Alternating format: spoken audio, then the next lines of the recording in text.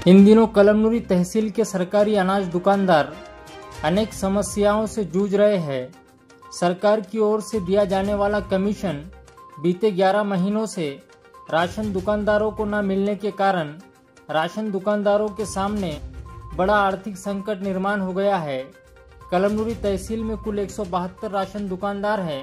सरकारी अनाज लाभार्थियों में वितरित करने के लिए राशन दुकानदारों को प्रति क्विंटल 150 रुपये दिए जाते हैं, परंतु प्रशासन की ओर से बीते 11 महीनों से ये पैसे सरकारी अनाज दुकानदारों को नहीं मिले, जिससे दुकानदारों पर बड़ा आर्थिक संकट निर्माण हो गया।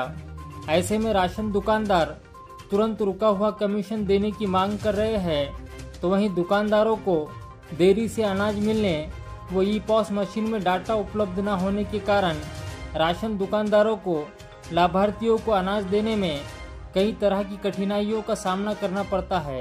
आम्ही महाराष्ट्र राज्य शासनाच्या आणि केंद्र शासनाच्या आदेशानुसार कळमनुरी तालुका स्वस्त दुकानदार नसून तमाम महाराष्ट्रातील रास्तभाव दुकानदार आम्ही शासनाच्या आदेशाप्रमाणे शासनाच्या कायद्यानुसार अंमलबजावणी करून आम्ही द्वारपोच योजनेमध्ये रास्तभाव दुकानदारामार्फत अन्न पुरवठा किंवा अन्नधान्य वाटप करतो।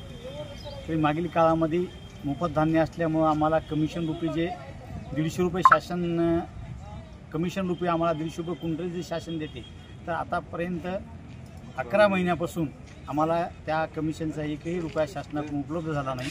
त्यामुळे आम्ही शासनाच्या आदेशानुसार जनतेची सेवा आणि शासनाच्या कायद्याची अंमलबजावणी करतो। त्यामुळे 11 महिन्यापासून आम्हाला कमिशनसुद्धा मिळाले नाही। कालच्या अधिवेशनात आणि अर्थसंकल्प अधिवेशनामध्ये आम्हाला तुटपुंजी 20 रुपये फक्त वाढ केली असं शासनानं सांगितलेलं आहे, म्हणजे 170 रुपये क्विंटली। तरी आमच्या 11 महिन्यापासून मानधन रुपये किंवा कमिशन आम्हाला मिळालं नसल्यामुळं आमच्या रास्तभाव दुकानदारावर उपासमारीची वेळ आलेली आहे। आणि शासनानं कालच्या जून, जुलै आणि ऑगस्ट 3 महिन्याचे एकत्र धान्य लाभार्थ्यापर्यंत पोहोचावं म्हणून आम्हाला अशा गाईडलाईन्स आदेश दिले, त्या प्रमाणात धान्य उपलब्ध करून देऊ म्हणले। मात्र आज कळमनुरी तालुक्यातील 17 ते 18 दुकानदाराला जुलैचंच धान्य उपलब्ध झालं नाही आणि ते धान्य उपलब्ध झालं नसल्यामुळे ग्रामीण भागामध्ये वाटपाची गंभीर समस्या उभी राहिली आहे। त्याच्यामुळे शासनानं काय केलं की जून आणि जुलैचं धान्य दिलं आणि ऑगस्टचं धान्य दिलं, मात्र जुलैचा डाटा टाकला नसल्यामुळे ते 17-18 दुकानदारावर सुद्धा आज म्हणजे लाभार्थी आणि दुकानदार याच्यामध्ये संघर्ष होत आहे की आम्हाला जुलैचं धान्य मिळालं नाही। तरी वरिष्ठ स्तरावरून तात्काळ शासनाने याची अंमलबजावणी करावी आणि जुलै महिन्याचा डाटा टाकून जुलैचं सुद्धा वाटप करण्यासाठी परवानगी द्यावी। आणि कमिशनचा विषय असा आहे की कमिशन मागील काळामध्ये आम्हाला 2 ते 3 महिन्यात आमची बिलं होत जात गेली आणि बिलानुसार कमिशन मिळत होतं। मात्र आता 11 महिने ऑगस्टमध्ये पूर्ण झाले, तर आतापर्यंत महाराष्ट्र शासनाकडून आम्हाला कोणत्या प्रकारची हे झाली, त्यामुळे दुकानदाराला उपासमारीची वेळ येत आहे आणि दुकानदारी चालवणे तारेवरची कसरत झाली आहे। त्यामुळे आम्ही तुमच्या माध्यमातून किंवा मीडियाच्या माध्यमातून अन्नपुरवठा मंत्री असू द्या की जिल्हा पुरवठा अधिकारी असू द्या किंवा महाराष्ट्र राज्याचे उपमुख्यमंत्री, मुख्यमंत्री असू यांच्याकडे व्यथा मांडण्यासाठी आम्ही तुमच्यासमोर आलेलो आहे।